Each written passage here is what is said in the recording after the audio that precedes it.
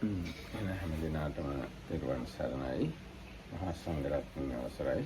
අපි දැන් සබ්බාසෝ සූත්‍රයේ අවසාන කොටසට ඇවිල්ලා තියෙන්නේ. බොජ්ජංග භාවනාවෙන් ප්‍රහාණය කළ යුතු ආශ්‍රව ඒ බොජ්ජංග භාවනාවෙන්ම තමයි ප්‍රහාණය වෙන්නේ. ඒ ගැන තමයි අපි අන්තිමට කතා කළේ. Purvan Sarana, everybody, and with the permission of the Venerable Mahasangha, so we are reading the Majjhima Nikaya Sutta, the Sabbasa Sutta, which is the end. That is, we have reached the discussion about the task, asavas or things to be abandoned by development, and we have discussed that last. ඊට පස්සේ අන්තිමට තියෙන්නේ යතෝච භික්ඛවේ භික්ඛුනෝ යේ ආසවා දස්සනා පහතාබ්බා තේ දස්සනා පහිනාහ. මහණෙනි, යම් හේකින් භික්ෂුවගේ දර්ශනයෙන් පහ කළ යුතු ආශ්‍රවයන් දර්ශනයෙන් පහ වුණා වෙයි. ඒ කියන්නේ දර්ශනයෙන් පහ කළ යුතු ආශ්‍රව දර්ශනයෙන් තමයි පහ කරන්නේ. So then the conclusion in the sutras of the Buddha says, O monks, whatever things are to be abandoned by seeing, they have been abandoned by seeing. ये आसवा සංවරා පහතබ්බා තේ සංවරා පහිනහ. යම් ආශ්‍රව කෙනෙක් සංවරයෙන් ප්‍රහාණය කළ යුතු නම් ඒ ආශ්‍රව සංවරයෙන් ප්‍රහාණය වුණා වෙයි. And whatever things that are to be abandoned by restraint have been abandoned by restraint. ඒ ආශ්‍රව පටිසේවනා පහතබ්බා තේ පටිසේවනා පහිනහ.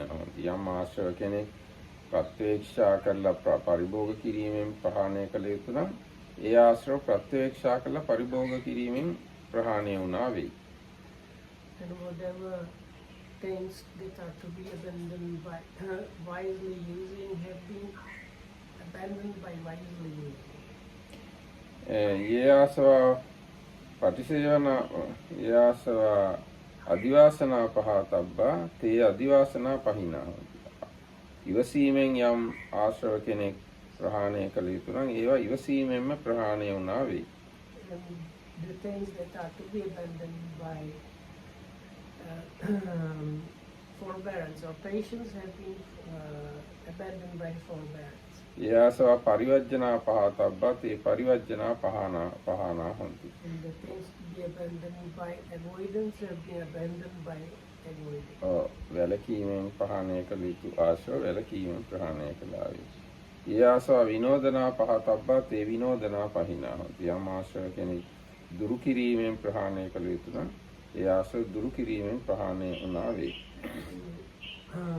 Whatever things have to be abandoned by removing, then they have been abandoned by removing. ඒ ආසවා භාවනා පහතබ්බා තේ භාවනා පහිනා හොಂತಿ. යම් ආශ්‍රව කෙනෙක් භාවනාවෙන් ප්‍රහාණය කළ යුතු නම් ඒ ආශ්‍රව භාවනාවෙන් ප්‍රහාණය කළා වේ. And whatever things have to be abandoned by development have been abandoned by development. අයං උච්චති භික්ඛවේ භික්ඛු සබ්බාස සංවර සංවතෝ විහෙරති. මහණෙනි, මේ භික්ෂුව සියලු ආශ්‍රවයන් සංවර කිරීම පිණිස පිළිපැද්දා වෙයි. So if the end of the sentence would have been better in the beginning, but the whole system is like this. O monks, the one that is called somebody that has restrained all the asavas is somebody in whom these things happen like that. අච්චෙජ්ජි තණ්හාව සින්දේයයිද වාවත්තයි සංයෝජන උපුටාහලේයයිද සම්මා මානාභිසමය මානය ප්‍රහාණය කළේයයිද මනාකොට අන්තමකාසි දුක්ඛස්ස දුක් කෙලවර කරේ යයිද කියනු ලැබේ. අන්න ඒ භික්ෂුව ගැන තමයි දුක් කෙලවර කරා කියලා එනතම් මානෙ දුරු කළා කියලා සංයෝජන උපුටාහලා කියලා තෘෂ්ණාව සින්දා කියලා කියන්න පුළුවන්කම තියෙනවා. ඉතින් බුදුරජාණන් වහන්සේ මේක දේශනා කළාම මේ භික්ෂුන් වහන්සේලා බුදුරජාණන් වහන්සේගේ දේශනාව සතුටින් පිළිගත්තා. So he is one that is cut off craving like gotten himself rid of the fetters of the blood and things. මානෙ දුරු කළා දුක් කෙලවර කළා. මාන ප්‍රහාණයෙන් දුක් කෙලවර කළා. The complete penetration of conceit he has made an end of suffering. So, and then that is the end of the sutta. So then there is the usual line, Dhammadayada. The ones having heard this from the Buddha, they have been uplifted and delighted by the words of the blessed ones. එතකොට ඔන්න සබ්බාස සූත්‍රයේ මේ විදියයි. ඒතකොට සියලු ආශ්‍රය ක්ෂය කිරීම සඳහා එක දෙයක් විතරක්ම නෙවෙයි. දැන් ගොඩක් වෙලාවට හිතනවා භාවනා කළොත් විතරක් හරි කියලා. ඒ භාවනාවෙන් ප්‍රහාණය කළ යුතු ආශ්‍රව කියලා එක කොටසක් විතරයි ඒක. හතක් තියෙනවා ආශ්‍රය ක්ෂය කිරීම සඳහා කරන්න වැඩ. එතකොට ඒ වැඩ හතම කරපු එක්කෙනා තමයි ඔක්කොම ආශ්‍රය ක්ෂය කිරීම පිණිස පිළිපැද්දා හෝ නැත්නම් ඔක්කොම ආශ්‍රය ක්ෂය කළා කියලා කියන්නේ වැඩ හතම කළාම තමයි. So this is kind of important point also because some people think everything is to be finished with just meditation. But as you can see, the Buddha gave 7 different things to do and all 7 need to be done. ඉතින් එතකොට ඕනේ නම් ඒ ටික මතක තියාගන්න. දර්ශනයෙන් පහ කළ යුතු ආශ්‍රය, සංවරයෙන් පහ කළ යුතු ආශ්‍රය, පටිසේවණයෙන්, අදිවාසණයෙන්, පරිවර්ජණයෙන්, විනෝදණයෙන්, භාවනාවයි. ආන්නේ වචන හත මතක තියාගන්න ප්‍රයෝජනයි. So it's good to remember that there are these 7 components, and that is seeing and then restraining by using forbearance, patience, avoidance, removing and calculation. එහෙනම් අපි දැන් ඊගාව සූත්‍රයට යමු. දැන් මජ්ක්‍ධිම නිකායේ 3 වෙනි සූත්‍රය. ධම්මදායාද සූත්‍රය. So that concludes the reading of the second sutta, that is the Sabbasava or all the things sutta, and now we can start the third one. It is Dhammadayada, or the heirs of Dhamma. දැන් ඒ ගැන ඔන්න දැන් ධම්මදායාද කියන වචෙන් තේරුම තියෙනනේ ධර්මය උරුම කොට ඇති. ධර්මය දායාද කොට ඇති කියන එක තමයි ඒකේ තේරුම. ඉතින් ඔන්න බුදුරජාණන් වහන්සේ සරත් නුවර ජේතවනාරාමයේ වාසය කරන වෙලාවේ භික්ෂුන් වහන්සේලාට කතා කළා මහණෙනි කියලා. ස්වාමීන් වහන්සේ කියලා ඒ භික්ෂුන් වහන්සේලා උත්තර දුන්නා. බුදුරජාණන් වහන්සේ මෙහෙම දේශනා කළා. We have the standard introduction, so while staying at Savatthi, while staying at Savatthi in the Jetasukapanata Pindikas Park monastery, the Buddha addressed the monks, I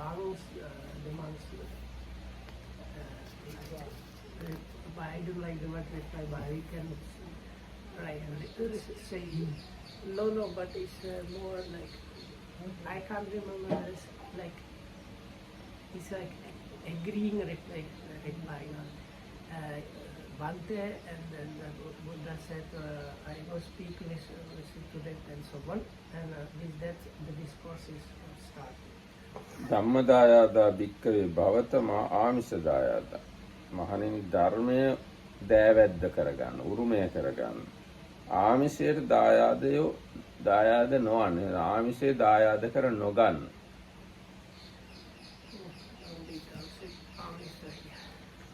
ආමිෂ කියන්නේ සිව්පසය. සිව්පසයට උරුමකාරයෝ නොවන්න, ධර්මයට උරුමකාරයෝ වන්න. benefiting from material things here. So, for monks, be heirs to Dhamma, not heirs to material or material things. කින්ති මේ ශ්‍රාවකා ධම්මදායදා භවෙය්‍යුන් නො ආමිෂදායදා. මගේ ශ්‍රාවකයෝ කොහොමද ධර්මය දායාද කොට ඇති අය වෙන්නේ, සිව්පසය දායාද කොට ඇති අය නොවෙන්නේ. තුම්හේච මේ භික්කවේ ආමිෂදායදා භවෙය්‍යාත නො ධම්මදායදා. මහණෙනි, ඔබලා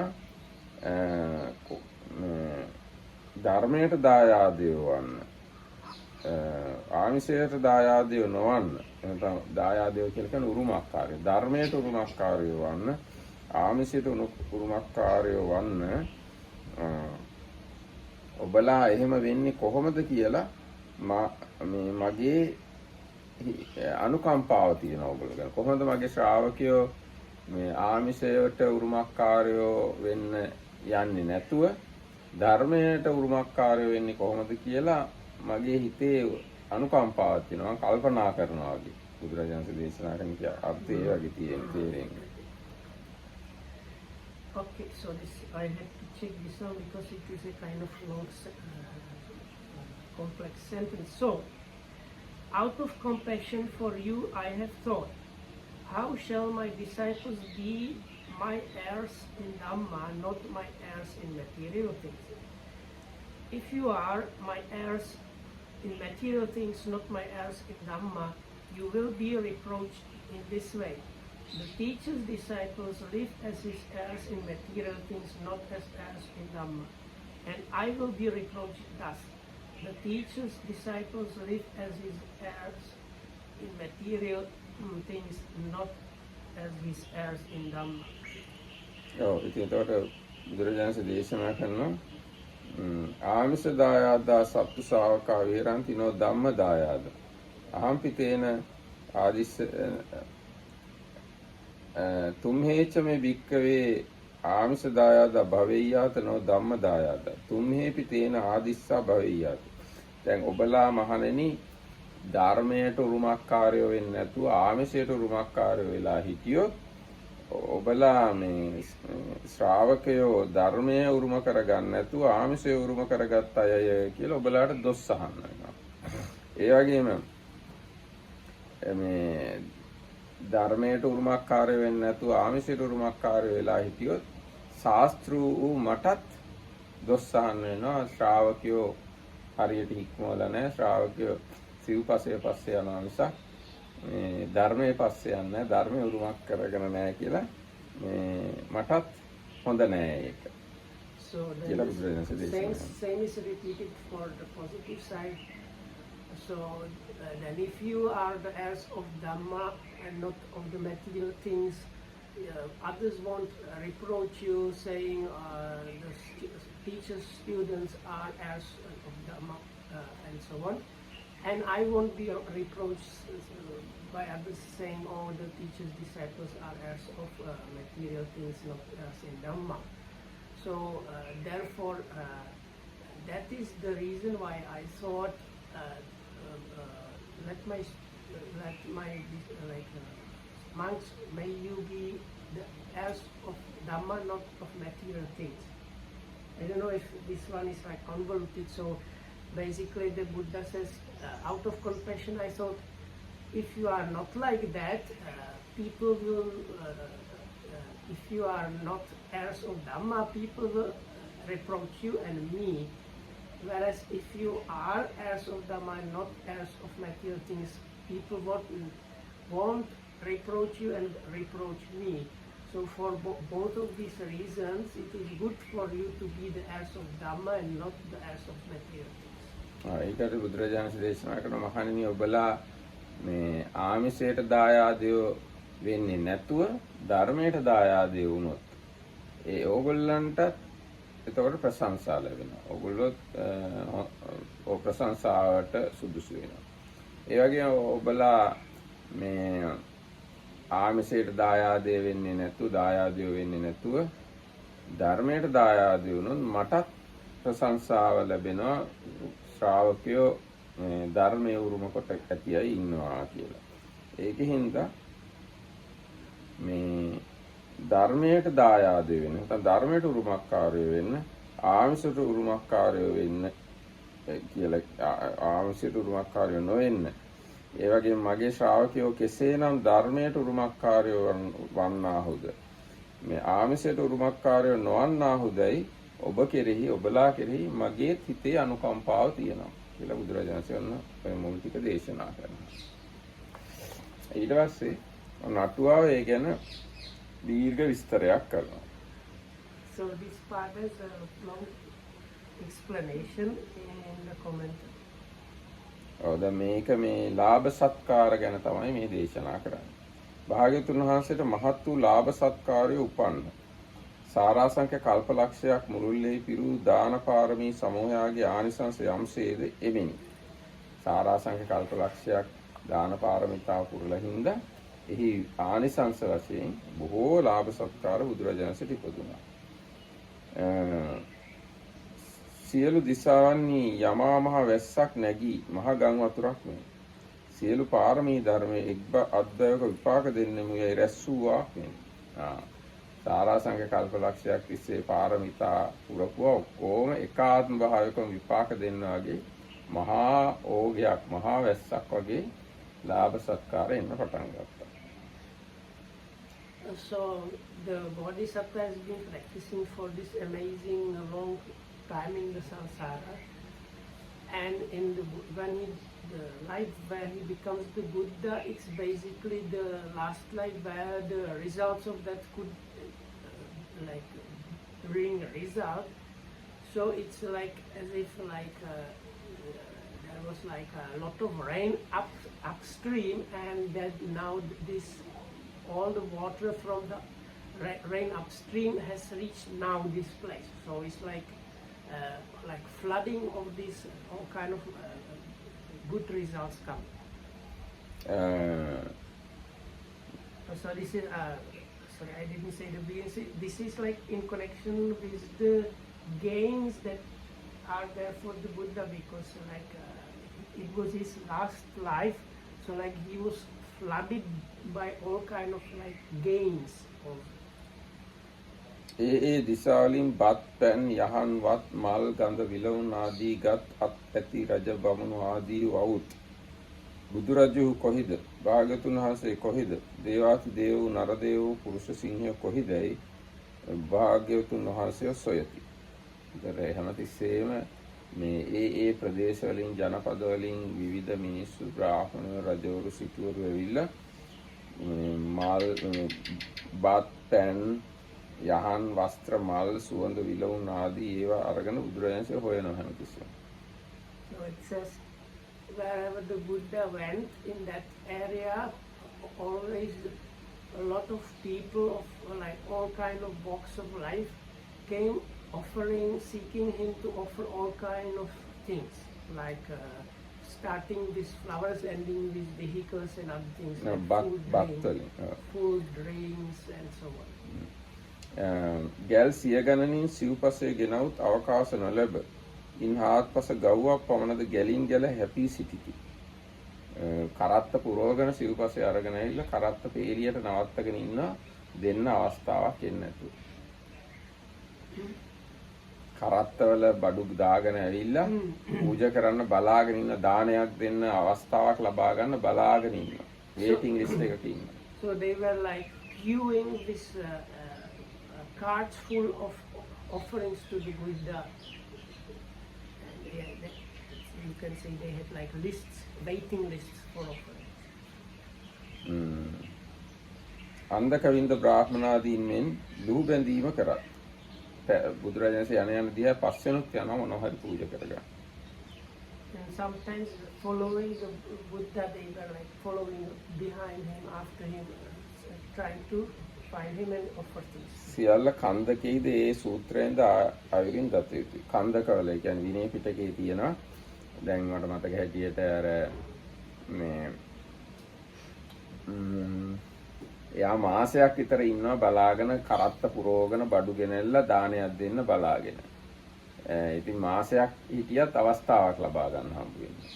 ඊට පස්සේ ආනන්ද හාමුදුරන්ගෙන් ගිහින් අහනවා මේ මම දැන් බලා ඉන්නවා මගේ ව්‍යාපාර කටයුතුත් ඔක්කොම ඩාලනවා එහෙ මට දානයක් දෙන්න අවස්ථාවක් නැහැ. ඉතින් මේ මොනවද දෙන්නේ කියලා. ඒකට බුදු ආනන්ද හාමුදුරුවෝ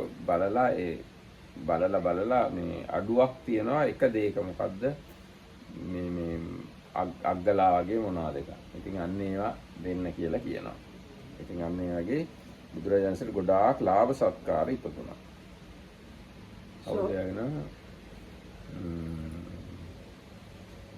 මෙණ්ඩක හරි අන්න එයාගේ සිටුවරේ මෙණ්ඩක සිටුවරයද. So it's in the Vinapitaka I think actually stories like this. Sometimes there was a merchant waiting for 1 month to give something to the Buddha, and after the month he came to Venerable Ananda says for 1 month I have been waiting here and still I am not getting the opportunity to offer something, so I have like business and if I can't stay here like this like endlessly. So then Venerable Ananda went and checked if there is anything at all that might be needed, and he found that there was this some kind of like say like cake or something like that. So then he told this person who was actually like a millionaire that this is the thing that is kind of the only thing that was kind of not available, and then he offered that. වික්ෂු සංඝයාත් ඒ වගේම ලාභ සත්කාර වලින් යුක්තයි.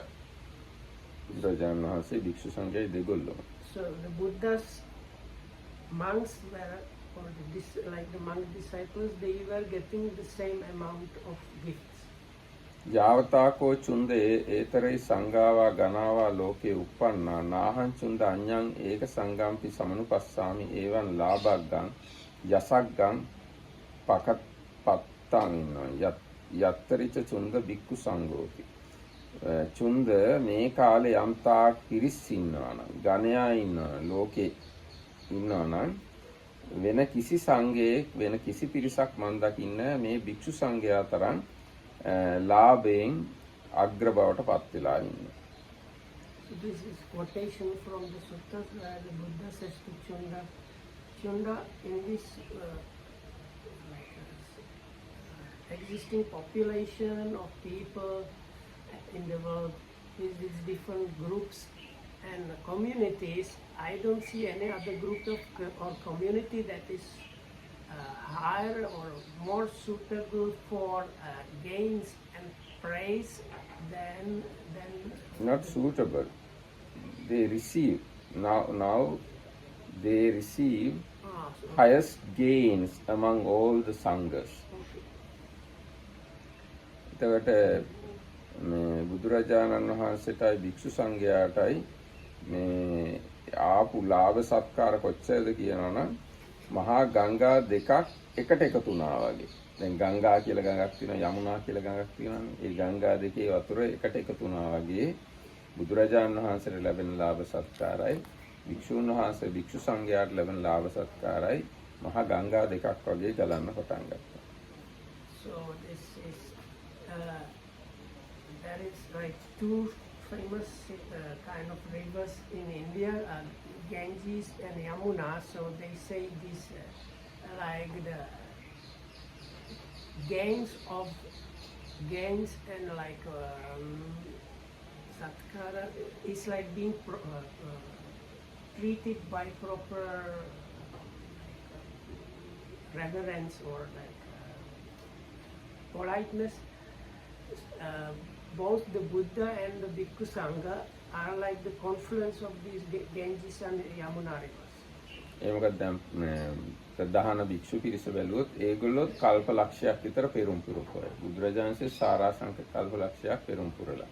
ඉතින් මේ පාරමිතා බලයෙන් බුදුරජාණන්සේටයි භික්ෂු සංඝයාටයි ගොඩාක් මේ ලාභ ලැබෙනවා.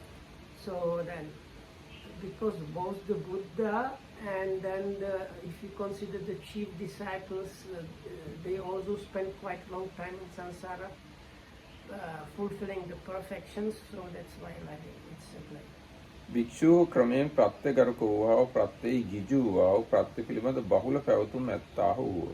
ඒතකොට මේ විදිහට ලැබෙනකොට භික්ෂුන් වහන්සේලා ටික ටික ඩිංග ප්‍රත්‍යෙහි ගිජු වුණා. ප්‍රත්‍ය පිළිබඳ බහුල පැවතුම් කියන ප්‍රත්‍ය ගැන කටයුතු කරන්න මේ පෙළඹුණා ගොඩක් වැඩ ඒව ගැන දාගත්තා. භික්ෂුව ක්‍රමෙන් ප්‍රත්‍ය ගරුක වූහ. ප්‍රත්‍යයට ගරු කරන්න පටන් ගත්තා. ගිජු වූ ඒවට ඇලුනා.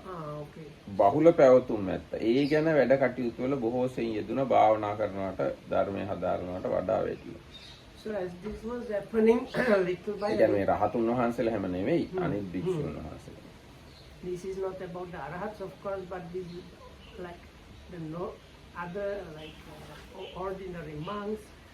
With this happening little by little, they get kind of attached to these material things and acquiring a lot of and seeking the like this affluence and getting involved in getting that and so.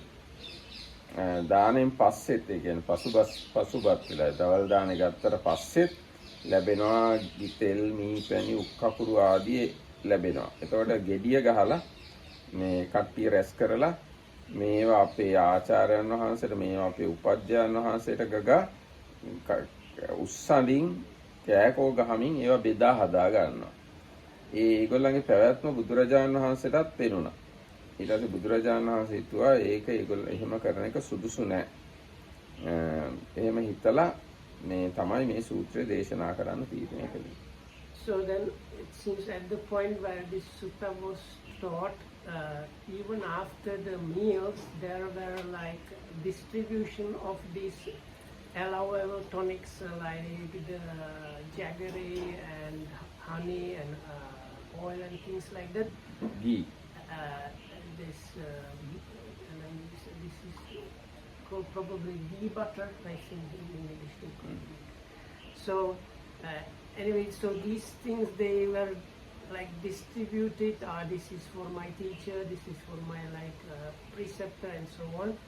So the Buddha could see that these monks were like getting into this kind of like involvement with like gains, and he thought this is not proper, and that's why he started giving this Dhamma. ප්‍රත්‍ය අකපයි ශික්ෂාපද පැනවිය නොහැක. බුදුරජාණන්සේ කල්පනා කරනවා මේ සිව්පසේ අකපයි කියලා ශික්ෂාපදයක් පනවන්නත් බෑ. ඔය බාර ගන්න එපා. ඔක තහනම් කියන විදියකුත් නැහැ. කුල පුත්‍රයන්ගේ මහානකම ප්‍රත්‍ය සම්බන්ධ වූවක්මයි. ඒ කියන්නේ මහානකම පැවිදි ජීවිතයේ ප්‍රත්‍යයෙන්මයි යන්නේ. චීවර පින්දපාත සේනාසන ඒව නැතුව මහානකම් කරන්න විදියක් නැහැ. ඉතින් ප්‍රත්‍ය ගන්න එපා කියලා තහනම් කරන්න විදියකුත් නැහැ. So then the commentary says that the Buddha thought, I can't promulgate rules against this because like saying you don't accept the requisites, because if I do that, how can the monks continue being monks, because the monks depend on the requisites. ඉතින් මම ධම්මදායාද පටිපදාව දේශනා කරන්නේ නම් එය හික්මෙන්නා වූ කුල පුත්‍රයන්ට ශික්ෂාපද ප්‍රඥප්තියක් මෙන් වන්නේ. ශික්ෂාපදයක්ම නොවුනට ඒක ශික්ෂාපද ප්‍රඥප්තියක් වගේ වෙනවා මේ ධම්මදායාද පටිපදාව මේ පර්යාය මේ ධර්ම ක්‍රමය දේශනා කළා නම් කියලා බුදුරජාණන් හිතුවා. So then the commentary says that the Buddha thought, but if I give this kind of Dhamma talk, it will be not a rule, but it will be something like a rule. එය නගරද්වාරයේ තබන ලද හැමගේ හැඩරුව දැකිය හැකි කැඩපතක් වැනිවි. යම්සේ නුවර දොර හැමගේ රූ බැලිය හැකි කැඩපතක් ලැබූ කල්හි චතුර්වර්ණයම සොකීය ඡායාව දැක යම්සේ වරද හැර නිදොස් වන්නේද. එපරිද්දෙම ශික්ෂාකාමී කුල පුත්‍රයෝ ශික්ෂා යෝග මණ්ඩනයෙන් තමන් මණ්ඩනය කරනු කැමැත්තාහු සර්වකායික කැඩපතක් බඳු නැත්නම් සර්වකාලික සර්වකායික කැඩපතක් බඳු දේශනාව ආවර්ජනය කොට ආමිෂ ප්‍රතිපදාව දුරලා ධර්මදායාද ප්‍රතිපදාව පුරන්නාහු වහාම ජාති ජරා මරණ කෙලවර කරන්නාහු යයි මෙම අර්ථෝත්පත්තියේ සිට මෙම සූත්‍රය වදාළසේ. ඒ කිව්වේ හරියට නගරයේ ඇතුල් වෙන දොරටුව ගාව ලොකු කන්නඩියක් තිබ්බොත් එන හැම එක්කෙනෙක්ම මේ කන්නඩියෙන් තමන්ව බලා ගන්න පුළුවන්. බලලා තමන්ගේ අඩුපාඩු තියෙනවා නම් මූණේ අඩුපාඩු තියෙනවා නම් ඇඳුම් වල අඩුපාඩු තියෙනවා නම් ඒවා හදා ගන්න පුළුවන්. ආන්‍යගේ මේ ධර්ම පරියාය මේ ධම්මදායාද සූත්‍රය දේශනා කළාම ඒක හරියට කණ්ණාඩියක් වගේ. ඒක දිහා බලලා හික්මෙන්න කැමති අයට තමන්ව හදා ගන්න පුළුවන්. එහෙම හදාගෙන ඒගොල්ලෝ ඉක්මනට ජාති ජරා මරණ කෙලවර කරගනීවි කියලාන්නේ අදහසින් තමයි බුදුරජාණන් වහන්සේ මේ සූත්‍රය දේශනා කළේ. So and it says like if you put like there were those days the cities were walled and people getting in were using through the main gates usually. So let's say you put a big mirror next to this gate, so then anybody entering could check how they look. So this these tissues. This Dhamma teaching should can be like this kind of mirror where the monks that are have liking towards training, they can check for themselves and it can help them very much to on the way to train themselves. ඊළඟට තියෙනවා ආමිෂය හා ධර්මය කියලා අනුමාත්‍රකාවක්. එහි ධම්මදායාදා මේ භික්ඛවේ භවතමා ආමිෂ දායාදා යනු මහණෙනි මගේ ධර්මයට දායාද බව. ආමිෂයට දායාද නොවව්. මාගේ යම් ධර්මයක් වේද ඒ පිළිගන්නාහු වව්. මාගේ යම් ආමිෂයක් වේද ඒ පිළිගන්නාහු නොවව්. යයි කියන ලද වේ. ඒකයි. මගේ ධර්මයක් තියෙනවා නම් ඒක බාර ගන්න, ඒක පිළිගන්න. හැබැයි මගේ ආමිෂයක් තියෙනවා නම් ඒක පිළිගන්න, ඒක බාර ගන්න එපා කියන අදහස් තමයි තියෙන්නේ. So then the commentary says then this line, you should be heirs of Dhamma, not heirs of material things. It should be understood in this way. You should like accept or kind of keep on carrying my Dhamma, not the material things that are given to me, like my gains. You should not accept or carry them. එහි ධර්මය දෙවදෑරුම්ගේ නිප්පරියාය ධම්ම පරියාය ධම්ම යන්නේ. ධර්මය ආකාර දෙකයි, නිප්පරියාය ධර්ම සහ පරියාය ධර්ම. ආමිෂයද ද්විවිධයි. ආමිෂයයි දෙකයි. නිප්පරියාය ආමිෂ, පරියාය ආමිෂ කියලා. So then the commentary says both the Dhamma, the Amisa, which is here translated as the material things, are of two kinds, and that is Pariyaya and Nipariyaya, which is, I don't know what is the context there. When we were talking about this, in the other context, I don't know if it is here the same, but the word Pariyaya and Nipariyaya was like universal and specific. I don't know if it's here the same thing. Oh, we can say that.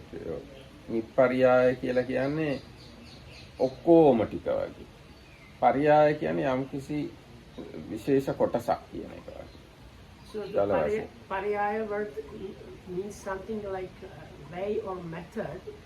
So like some of the Dhamma, some of the material things are according to some way or method, some specific things to that. Whereas the other is like non-specific, you can say all included or universal. දැන් ත්‍රිපිටකය ගැන බලුවා අභිධර්මයේ නිෂ්පරියාය දේශන. සූත්‍ර පරියාය දේශන. අභිධර්මයේ කවුරු හරි පුද්ගලයෙක් ගැන අපේක්ෂාවක් නැතුව දේශනා කරලා තියෙනවා. ඕන කෙනෙක්ට පොදු වෙන විදිහට. සූත්‍ර දේශනා කළා තියෙන්නේ අහගෙන ඉන්න පුද්ගලයාගේ හිත හැදෙන විදිය බලලා. අන්නේගේ පරියාය දේශනා, නිප්පරියාය දේශනා කියලා දෙකක් තියෙනවා. So the explanation is there that, for example, the suttas, they are this specific because it was always the mind of what the audience was about. Whereas the Abhidhamma is the non-specific, where it's kind of like for anybody, not considering who might be listening. ඔව් දැන් අභිධර්මයේ නිප්පරියාය කියවට 100%ක් මෙහෙම ගන්න හොඳ නැහැ. දැන් අනිත් අන්න එහෙම ටිකක් පරිස්සම් වෙන්න ඕනේ. දැන් අභිධර්මයේ නිෂ්පරියායයි කියලා 100%ක් මෙහෙම ගන්න හොඳ නැහැ. සූත්‍ර පරියායයි කියලා 100%ක් මෙහෙම ගන්නත් හොඳ නැහැ. මධ්‍යස්ථව මේක ග්‍රහණය කරගන්න. Also this is don't take it is too much like ultimately, says if you take it like, everything in Abhidhamma is just completely universal, non-specific, or everything in the suttas is completely specific, non-universal.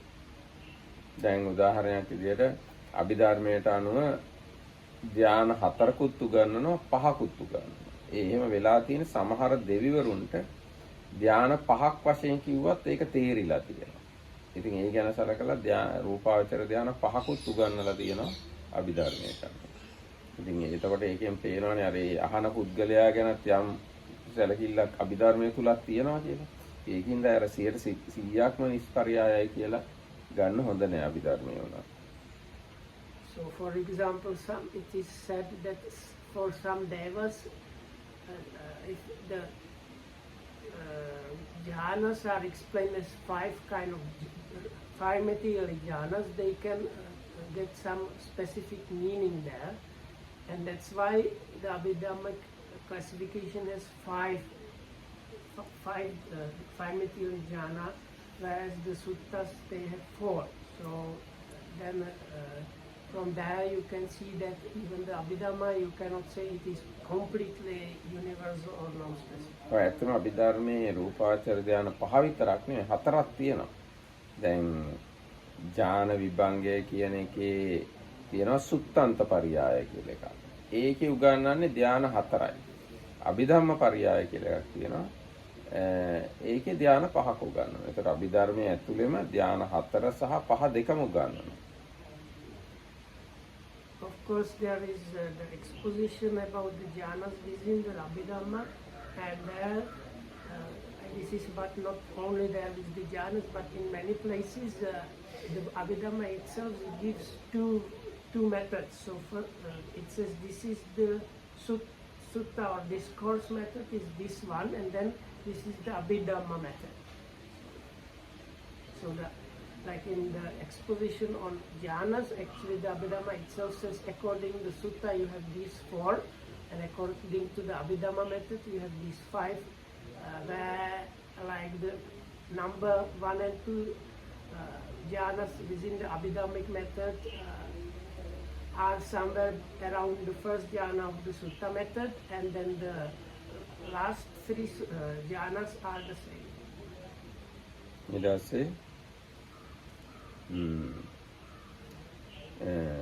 කොහොමද දැන් ඔන්න මේක මේ දැන් නිප්පරියාය ධම්ම පරියාය ධම්ම කියන එක ඔන්න ඉස්සෙල්ලාම විස්තර කරනවා. මග්ගඵල නිබ්බාන ભેදෝ නවවිද්ද ලෝකෝත්තර ධර්මේ නිප්පරියාය ධම්ම නම් වේ. නව ලෝකෝත්තර ධර්මයේ තමයි නිෂ්පරියාය ධම්ම කියලා කියන්නේ. So then the commentary says, and how explains the definition for the specific and I will call it here specific and non-specific, because I don't know if I use the word methodical and non-methodical, it's not really good match. So the non-specific one is the 8 supramundane dhammas as well as nibbana. Yes. But that is nibbana is one of the 9, no? 9. So altogether මග්ගඵල නිබ්බාන ભેදෝ නවවිධ ලෝකෝත්තර ධර්ම නිෂ්පර්යාය ධම්ම නම්. You have the path and fruitions and nibbana all together 9 supramundane dhammas. ඒකටම කියනවා විවට්ට ධම්ම කියලා. වට්ට ධම්ම කියලා කියන්නේ වට්ට කියන්නේ වෘතය කියන්නේ සංසාර වෘතය. විවට්ට කියන්නේ සංසාර වෘතයෙන් මිදුණු ධර්ම කියලාත් ඒකට කියනවා. They are also called ones going against the round. දැන් මොනවද මේ විවට්ට ගාමිනී කුසල් කියලා අටුවාව තෝරනවා පෙන්නනවා. විවට්ට කියන්නේ සංසාර වෘතයෙන් ඉක්මීම පිණිස පවතින ධර්ම මොනවද? So then what are the against the wheel or against the turn going dhammas? මෙලව කිසිවෙක් නිවන් ප්‍රාර්ථනා කරමින් දන් දෙයි. සිල් සමාදන් වෙයි. උපෝසත කර්ම කරයි. සුවඳ මල් ආදීන් පූජනීය වස්තුන් පුදයි. බණ අසයි. බණ දෙසයි. ධ්‍යාන සමාපatti උපදවයි. මෙසේ කරන්නේ පිළිවෙලින් නිප්පරියාය දහමෝ අමා මහ නිවන ලබයි. මේ පරියාය ධර්මයයි. මේක පරියාය ධර්මයයි කියලා කියනවා. ඒකට කියනවා පරියාය ධර්මය කියලා. if you do something for Nibbana, it's pariyaya. පරියාය දන්සසිය. එහෙම තමයි මෙතන පරිවර්තනය කළේ. ඒ කියන්නේ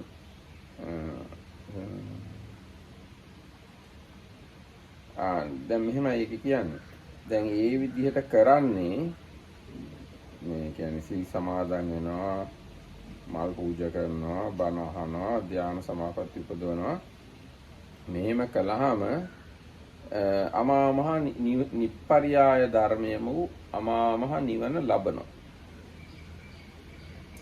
So there are these things like developing your generosity, virtue, the absorptions, and these other normally what is considered within the wholesome activities, and doing those wholesome activities, you attain the this big great nibbana, which is non-specific supplement.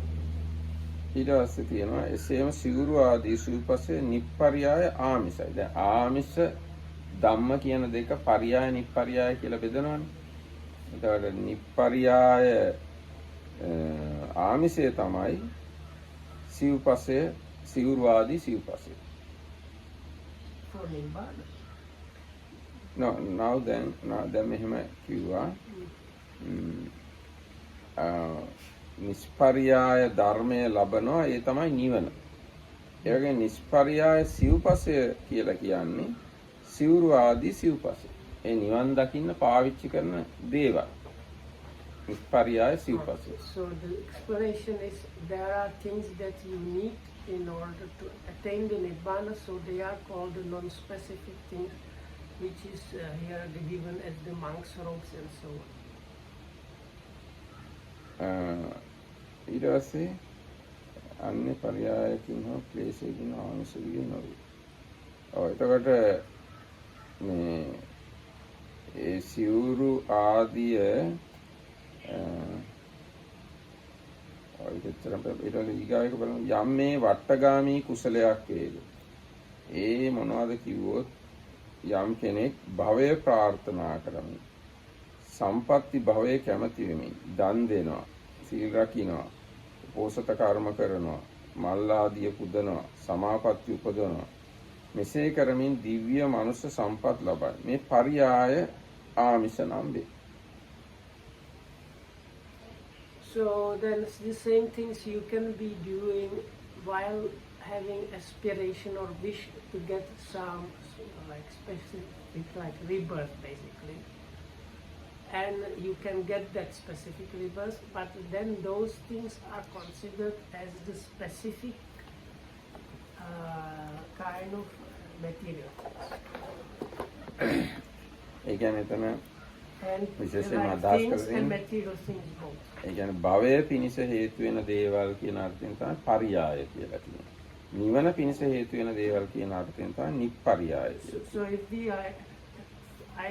I will kind of try to simplify, but it's kind of complex. So if we say there are like Dhamma, actually the word Dhamma also can mean things. Okay, so the Dhamma things and the material things, and they are specific and non-specific. So the non-specific Dhamma things are the supramundane things, that is the paths, fruitions and nibbana, and the non-specific material things are things, other things like offering different things, observing morality and so on, that are done with the aspiration of attaining nibbana. So then the specific things, or like what they call the specific things, or specific Dhamma things and specific material things, they would be anything to do with aspiration or attainment is some like level of existence. ඒ කොහොම නමුත් නිස්පර්යාය ධර්මයයි පර්යාය ධර්මයයි නිස්පර්යාය සිව්පසයයි පර්යාය සිව්පසයයි කියන මේ හතරම බුදුරජාණන් වහන්සේ අයත් කියලා කියනවා. දැන් නිස්පර්යාය ධර්මයක් බුදුරජාණන් වහන්සේ නිසායි ලැබෙන්නේ. පර්යාය ධර්මයක් බුදුරජාණන් වහන්සේ නිසායි ලැබෙන්නේ. නිස්පර්යාය සිව්පසයත් බුදුරජාණන් වහන්සේ නිසායි ලැබෙන්නේ. පර්යාය සිව්පසයත් බුදුරජාණන් වහන්සේ නිසායි ලැබෙන්නේ මේ භික්ෂුන් වහන්සේලාට. So if you consider, let's say, the monks, they get or they acquire all these four things because of the Buddha. දැන් මේ අපි හිතමු භික්ෂුන් වහන්සේ කෙනෙක් මාර්ගඵල නිවන් ලැබීම සඳහාම කටයුතු කරනවා කියලා. ඒ කටයුතු කිරීමත් බුදුරජාණන් වහන්සේ නිසායි සිද්ධ වෙන්නේ. අපි තුන් භික්ෂුන් වහන්සේ නම ලබනාත්ම දිව්‍ය ලෝකෙ උපදින්න වැඩ කරනවා කියලා. ඒත් බුදුරජාණන් වහන්සේ නිසාම තමයි සිද්ධ වෙන්නේ. භික්ෂුන් වහන්සේ නමක් සිව්පසය පරිභෝග කරනවා කියමුකෝ නිවන් දැකීම සඳහා. ඒත් බුදුරජාණන් වහන්සේ නිසාම තමයි. භික්ෂුන් වහන්සේ කෙනෙක් සිව්පසය පරිභෝග කරනවා කියමුකෝ දිව්‍ය ලෝකෙ ඉපදීම සඳහා. ඒත් බුදුරජාණන් වහන්සේ නිසායි. ආන්‍යගේ කාරණාවක් තමයි මට තේරෙන්නේ මෙතන කියන එක. So the Dhammadayada was just explaining that, but I think okay. So whether you are interested in the supermundane and you are striving for that, so this striving and acquiring of the supermundane can happen only because of the Buddha, or whether you are involved in or have to something to do with the material things connected with the striving for the supermundane, even that one is happening too because of the Buddha. Then some people are not interested in the supermundane and they are getting some attainments and things, or they are involved with just the material things that are even not aspiring to the supermundane, but even those things they manage to get them or and so on because of the Buddha. දැන් නිකමට අපි බලමු දැන් ඔන්න දැන් මෙහි මේ අපි කවුරු හරි ආන්දර කෙනෙක් මාර්ගඵල ලබන්න ඕනෙම කියලා භාවනා කරනවා. මේ මාර්ගඵල ලැබීමට අවශ්‍ය ඔක්කොම දැනුම උපදේශ මඟ පෙන්වීම බුදුරජාණන්සේගෙන් තමයි ලැබෙන්නේ. ඊට පස්සේ ඒ භික්ෂුන් වහන්සේ පාවිච්චි කරන සිව්පසේ තියෙන සිවුරු, පින්ඩපාත, සේනාසන, ගිලන්පස ඔක්කොම ඒවත් අපිට ලැබෙන්නේ බුදුහාමුදුරුවෝ. ඊට පස්සේ අපි හිතමු කවුරු හරි ආන්දර කෙනෙක් මේ දිව්‍ය ලෝකෙ උපදින්න ඕනේ කියලා පින් කරනවා, වැඩ කරනවා. ඒ හාමුදුරන්ට දිව්‍ය ලෝකෙ උපදීමේ මාර්ගයේ දැනුම ඒ ක්‍රම ඔක්කොම බුදුහාමුදුරන්ගෙන් තමයි ලැබෙන්නේ. ඒ හාමුදුරු දිව්‍ය ලෝකෙ ඉපදීම සඳහා සිවුරු, පින්ඩපාත, සේනාසන, ගිලානප්පත්‍ය පාවිච්චි කරනවා. ඒ ඔක්කොම බුදුරජාණන් වහන්සේ නිසා තමයි ඒ හාමුදුරන්ට ලැබෙන්නේ. එතකොට මේ පර්යාය වශයෙන් හරි නිෂ්පර්යාය වශයෙන් හරි ධර්මය හෝ වේවා සිව්පසය හෝ වේවා ඒ ඔක්කොම ටික බුදුරජාණන් වහන්සේගෙන් තමයි එන්නේ. I have a question about the second person. Does it all necessarily need to mean in the next life? Because I don't think there are many people doing that actually. So now the example was, let's say there is a monk striving for Nibbana. So the explanation about Nibbana and the practice to get there, the monk has because of the Buddha, and also all the requisites that the monk is using on the way towards Nibbana, they are there because of the Buddha.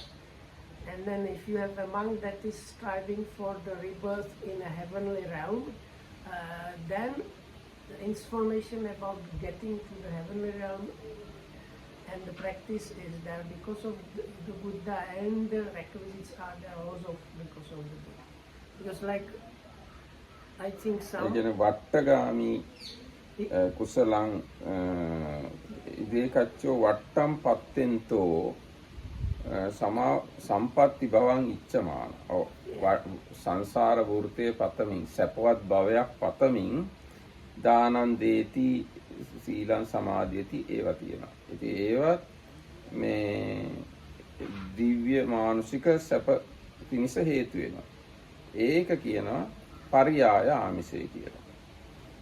So it's so it just says the around continuing seeking of kind of happy destination. But not, Sampatti bhavam. but sampatti can mean also just like having things. No? No. Sampatti bhava means happy destination, Okay. good rebirth. Sampatti bhava. So now, Vipatti bhava කියන්නේ දුක් ඇති ස්ථාන. so the monks that are now monks because they want things and political power, they are not considered in this at all. Not mentioned directly. හාමුදුරු කෙනෙක් සුගතියට යන්න ඕනේ. දිව්‍ය ලෝකයට යන්න ඕනේ කියලා සිල් රකින්නවා නම්, දන් දෙනවා නම්, පූජා පවත්වනවා නම් ඒක සම්පatti භවයට අයිති දෙයක්. So now, then I have question, do you know anybody like that? There can be many, not anybody. There are many monks who like to go to heaven. Really? Yes. Okay. Anybody of the monks here wants to go to heaven? It's, No, because no, I even have if never you, met anybody like that. That's why I'm asking. there can be many monks after death they want to go to better destination. That means heaven. Because after death, all the monks not attain final nibbana or not become arahants. They definitely have to born again somewhere. So Yeah, they but should. this is a kind of that like you are saying that okay, I might not be able to get nibbana, so let me at least get good rebirth. It's not like where you do things because you won't get good rebirth.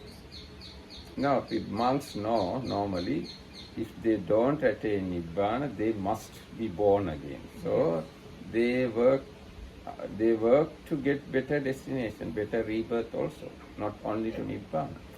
And there are groups of monks.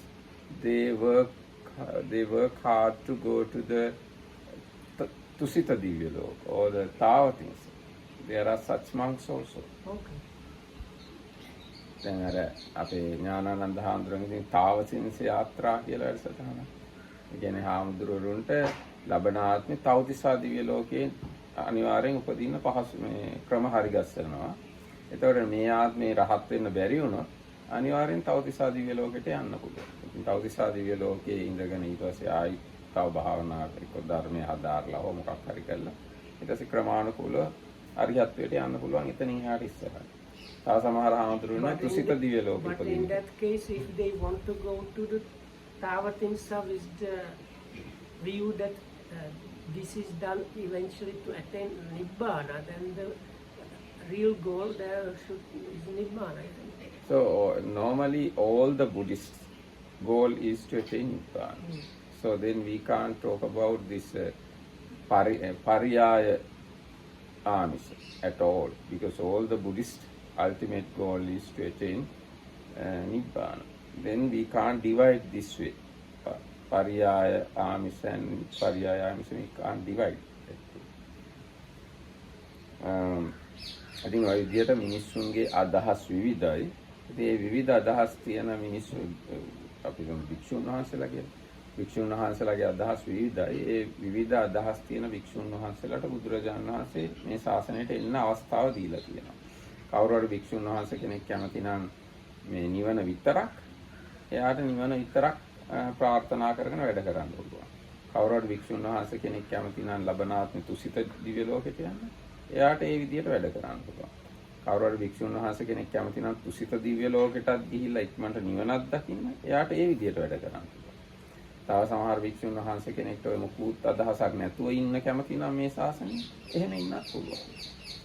ඕන කෙනෙක්ට ඉන්න පුළුවන් විදිහේ එකක් තමයි බුද්ධ ශාසනය කියන්නේ. ඒකින් අර නිකන් නොගැඹුරු තොටුපළක් වගේ කියන්නේ. ඕන කෙනෙක්ට බැහැ ගන්න පුළුවන් තොටුපළක් වගේ තමයි බුද්ධ ශාසනය හදලා තියෙන්නේ. එක එක්කෙනාගේ විවිධ ආශාවල් ඉෂ්ට වෙන විදිහට තමයි බුද්ධ ශාසනය හරි ගස්සලා තියෙන්නේ. So the explanation is that why it's the Buddha's dispensation is called like the very approachable fording place where even the smallest and even the biggest animals can approach. The Tamils even just explanation how these people have different thinking and aspirations, and all of them can approach the Buddha's teaching and strive for it. දැන් බුද්ධ ශාසනයේ හිටිය ශ්‍රාවකයෝ ගැන බලද්දී මේ සමහරු පෙරම් පුරාගෙන අවිලා තියෙන නිවන් දකින්න විතරක් නෙවෙයි අග්‍ර ශ්‍රාවකයා වෙන්නේ. එක්ක මිහිරි කටහඬ ඇති එක්කෙනා වෙන්න. එක්ක නිරෝගී කෙනා වෙන්න. එහෙමත් ඉතින් ප්‍රාර්ථනා කරගෙන ආපු අයට මේ බුද්ධ ශාසනය ඉඩ තියුණා. එහෙම භික්ෂුන් වහන්සේලාට. So out of the like chief disciples, their long time practice of the perfections was very often not to just become like enlightened, but sometimes they wanted to become like the chief disciple or the disciple with the sweetest voice or the healthiest disciple and so on. දැන් සමහර ඒවා බලමු හරියම ලෞකිකයි වගේ තියෙනවා. දැන් සීවලී ආඳුර ලාභීන් අතරින් අග්‍රයි. ඒක තමයි යාගේ ප්‍රාර්ථනාව.